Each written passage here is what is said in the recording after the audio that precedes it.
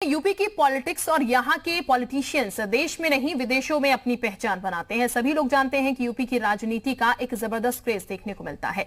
बिजली, पानी, सड़क, महंगाई, रोजगार, सुरक्षा राजनीति का मुद्दा था, लेकिन अब तो प्रदेश में आतंकियों पर राजनीति हो रही है। यूपी एटीएस ने लखनऊ से 2 अलकायदा के आतंकियों को गिरफ्तार किया। इतने बड़े खुलासे पर यूपी एटीएस की पीठ थपथपाने के बजाय हो क्या रहा है?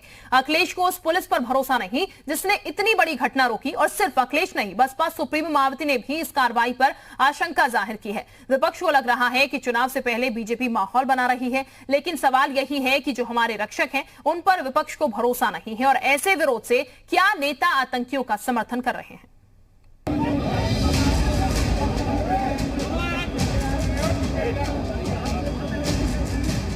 मैं उत्तर प्रदेश की पुलिस पर और खासकर बीजेपी की सरकार भरोसा नहीं कर सकता।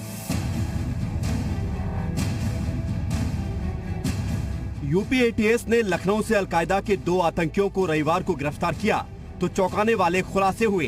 अलकायदा के 2 आतंकी मिन्हाज अहमद और मसरुद्दीन के ठिकाने पर जब एटीएस ने दबिश डाली तो इनके पास से प्रेशर कुकर, आईडी, राम मंदिर से लेकर अयोध्या, काशी और मथुरा के नक्शे मिले।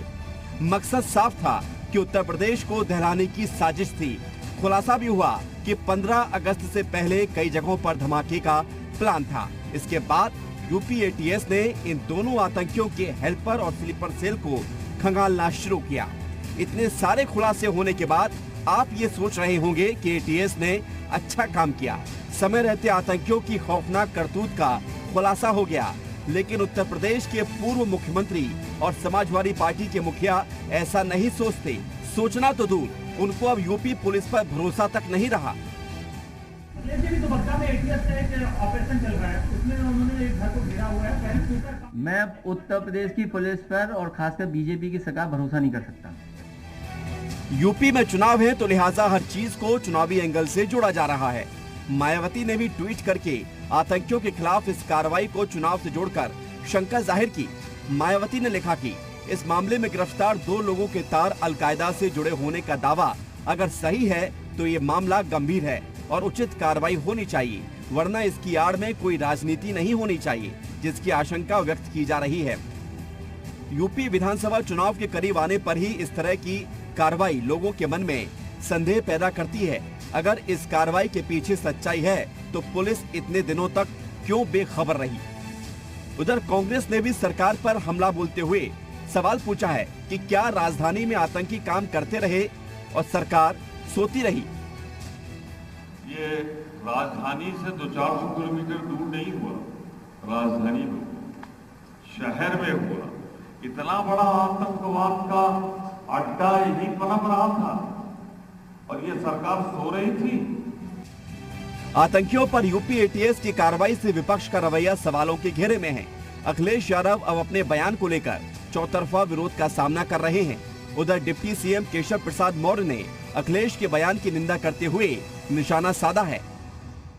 आतंकवादियों के मुकदमे वापसी की कोशिश करने वाले श्री अखिलेश यादव जी से कम आतंकवादियों के पकड़े जाने के बाद एटीएस की इतनी बड़ी सफलता की सराहना करने की जगह और जो पुलिस का मनोबल तोड़ने वाला बयान दिए हैं वो अत्यधिक निंदनीय है।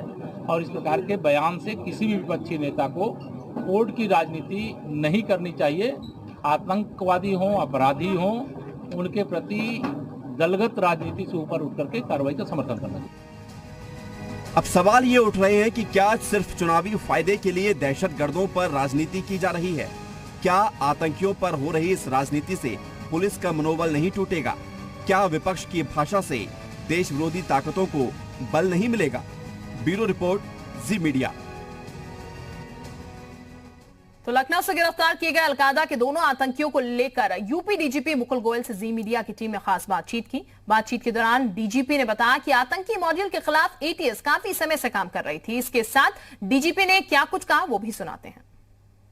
हमारे साथ उत्तर प्रदेश के पुलिस के मुखिया डीजीपी मुकुल गोयल जी हैं। सर, रिसेंट में बड़ी घटना और आपकी एटीएस ने बड़ा ऑपरेशन किया, इस मामले को कैसे देखते हैं आप?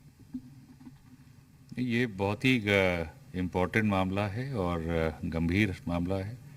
अलकायदा जो कि एक विश्व का इम्पोर्टेंट आतंकी संगठन है उसका स्लीपर मॉड्यूल था, उस पर ATS काफ़ी समय से काम कर रही थी, सूचना थी, उसको डेवलप किया गया था और फिर ये कल कार्रवाई की गई। लेकिन अभी काफ़ी और भी कार्रवाई इसमें शेष है।